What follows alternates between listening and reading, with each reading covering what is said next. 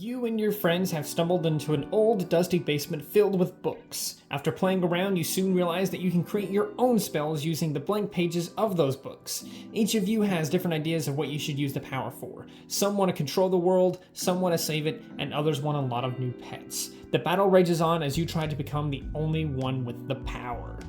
This is Let's Be Wizards, a strategy card game for 2 to 4 players, and in today's video I thought I would share exactly how to play this game. Now, of course, if you want a copy of this game, it is linked in the description below so you can get it from there, and the game itself does come with this official guide here, but if you want the rules in a video format, then this is for you.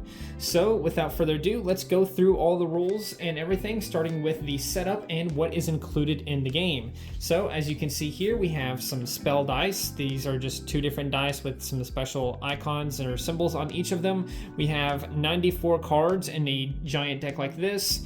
Technically there's 100 cards because there is 6 Thing cards, the Thing cards being darkness, fear, light, stone, water, and fire.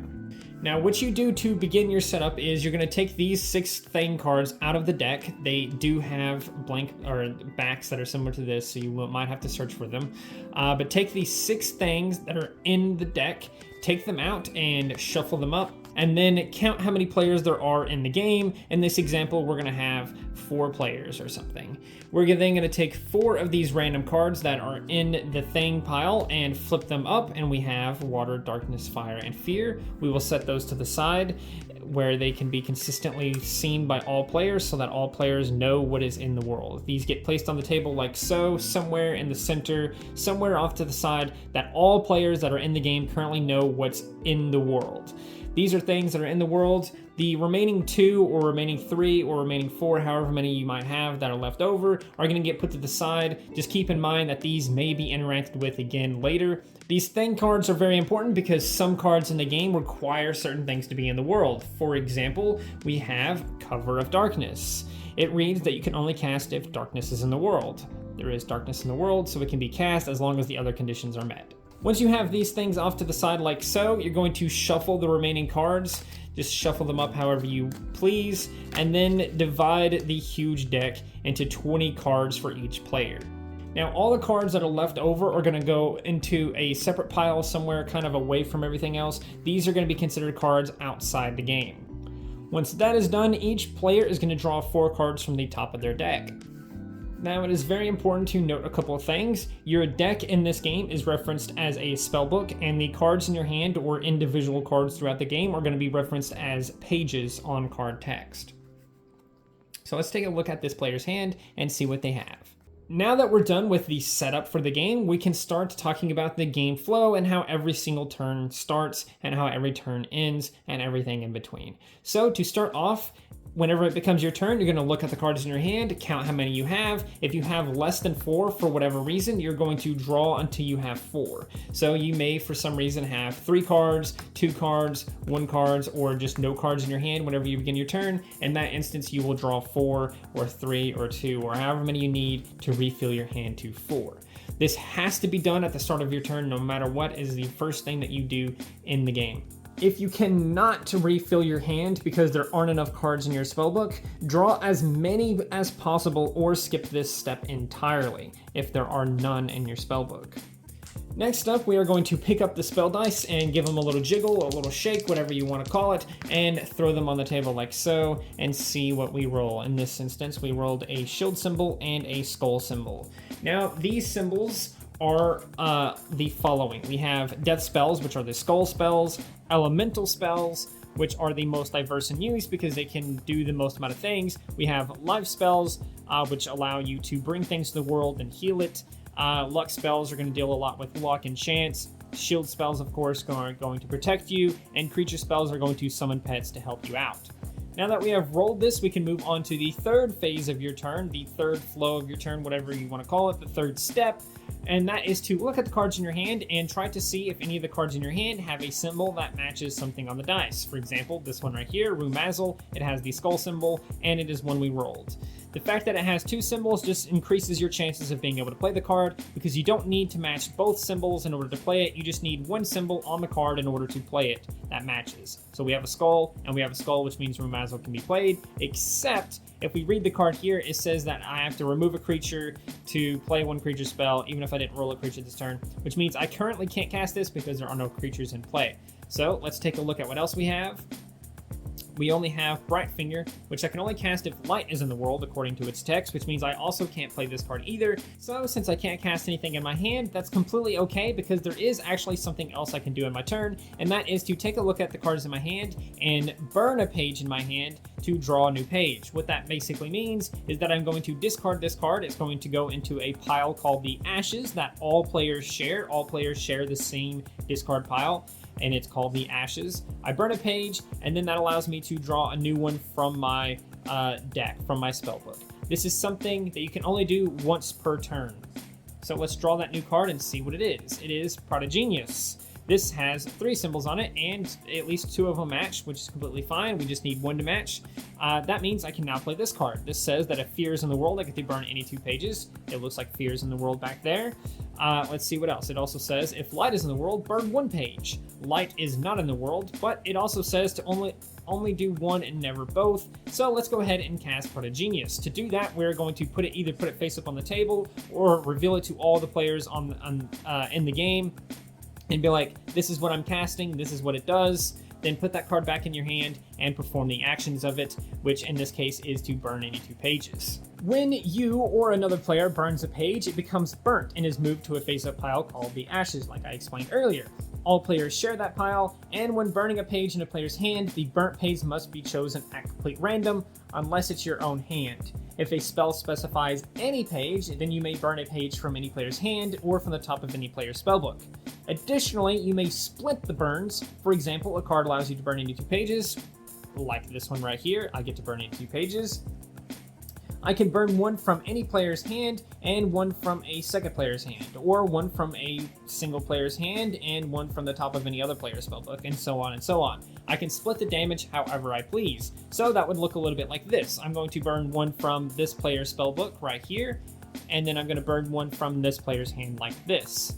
Or if I wanted to, I could burn 2 from this player's hand, or 1 from my own hand for some reason, and just split it however I please. Now, another thing I could do is cast the effects or use the effects of my creatures once per turn, which I currently do not have any creatures in play, so I will then have to pass my turn. What happens here now at the end of my turn is I once again count how many cards I have in hand. If I have less than 4, I may choose to refill my hand to 4. This is a thing where you don't have to do it, because at the end of your turn you don't have to refill your hand, but at the start of your turn you do. So I have 4, so I can't even choose to do so because I have more than enough. And it will become the next player's turn. This player will take a look at how many cards they have. They have 4, so they just keep the amount that they have in their hand, and we go from there. Now, if I was to have creatures, let's talk a little bit about creatures. There's essentially 3 different kinds of creatures. One that any player can use the effect of. For example, Chorb, it says that if any player rolls creature, they may burn any 1 page that turn. Elemental Squiv, which is basically always active as long as certain conditions are met, which in this instance, only element spells can be cast by its controller. And finally, there is something like Zipper Goblin, which basically only the player who controls it can use its effect. Once these are out, as soon as you cast a creature from your hand, which you can only do if you roll the correct symbol, which is of course the paw print, because it matches. Once you play a creature, the instant you play a creature, you immediately draw a new card from the top of your deck. If you happen to draw a creature, you can then play that creature you just drew and draw another card. And if you happen to draw a creature, you can play that creature to draw a card.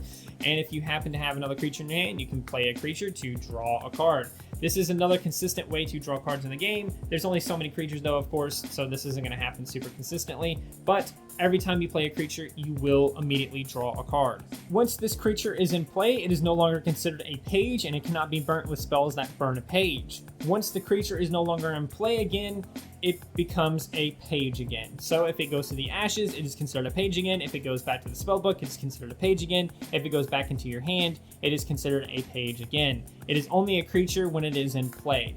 It is a creature spell at any other instance, but it is a creature only when it is in play. Another thing about creatures is that there are cards to remove creatures. For example, we have this card right here, which is Should I Drink It? It says to remove any creature. The reason why it says to remove any creature and not just burn a creature is because burning a creature sounds incredibly sad and very tragic, and we don't want to do that. When an effect makes you protected, it makes it so that players cannot use effects on you that would make only you burn cards or burn pages. If an effect would make multiple players burn pages, however, then that player would also have to burn pages. So protection can happen from cards like Cover of Darkness. Cast only if darkness is in the world, blah, blah, blah. You get to burn any page, and then you are protected until your next turn or until darkness is removed. I am now protected until my next turn. Let's say it goes back to another player or something like that. They would not be able to use Protogenius on me. They wouldn't be able to use Envious Hatred of Flames on me, and stuff like that. They wouldn't be able to cast something that would make this player who cast Cover of Darkness burn pages. The player that is protected cannot be chosen to burn pages. They wouldn't even be able to use Troll's Effect to burn pages, or Zipper Goblin's effect to burn pages from the player that is protected. Now, protection seems very powerful in that instance, but there are a number of things that you can use to still affect that player. For example, if we have Should I Drink It, I can remove that player's creatures because their creatures are not protected, the player is protected, which means I can use this to remove their creatures still. As explained earlier, if it is something that affects all players and all players have to burn something, this also gets around protection. So something like Black Hole, which says that burn all the pages in all players' hands, including this card, that would obviously include the player who is protected, and they would also lose the cards in their hand. I put stickers on it, also affects them because it doesn't actually burn a page, it just reveals a page in that opponent's hand at random, and it is revealed and cannot be used except to be burnt. So basically this card just makes one of their cards useless, and it will actually still affect protected players. Something else that will affect other players is something similar to this, where if a player casts a death spell, you have to burn that page after. This is a card that affects all players, so it is not just specifically targeting the player with protection, it is targeting everyone. A couple of more things here, starting off with this weird card here that doesn't have a spell symbol. These cards without a spell symbol on them are basically traps, things that you can reveal or do during your opponent's turn, usually is the case. The main thing is to just read them and kind of figure out when the best place to use them is. For example, this one says that I may reveal this page if water is in the world and if a player targets you with a spell. If you do, burn this page and end that player's turn. So if a player is about to burn something from me, I can reveal water protects me, and then I get to basically skip that player's turn. The very last thing to discuss is changing the effects of creatures or cards, as well as what happens when you lose and exactly how to lose. So starting off with the changing of effects, if I cast something like Dampen to choose a creature in play and change its effect to the control of this creature must burn one page each time they cast a death spell. Death spells, of course, being the spells that have the skull symbol on them. This would then change something like Zipper Goblin's effect, and you can no longer use this effect to skip your turn, obviously, because that is no longer what his effect does. However, this effect will remain on that creature forever until it is sent to the ashes, until it is sent to a deck, or until it is returned to a hand. Once that happens, its effect reverts back to its original state, which is to skip your turn to burn any one page. Now, if there is something in your hand that gets the effect changed, for example, let's say someone targets my Dampen, and Dampen's effect changes to something like, if you cast this card, burn 2 of your pages, or something like that. This card would then have that effect forever until it gets sent to the ashes or gets sent to the spellbook. That is the only 2 ways to basically revert the effects of a card back to their original state. Lastly, how the heck do you lose this game, and how the heck do you win this game? To win this game, you basically have to is to have no cards left in your deck. So let's just say that all the cards left in my spellbook are gone. I have none in my spellbook, and these are the cards in my hand. I slashed your dice in half, which basically just changes how many spell dice you're rolling. We have Water Tango, which allows me to shuffle some of the cards back into my deck. And this one right here is a creature that just basically allows me to put any non-creature thing out of the world, such as one of these water or darkness or something, and then put something else in.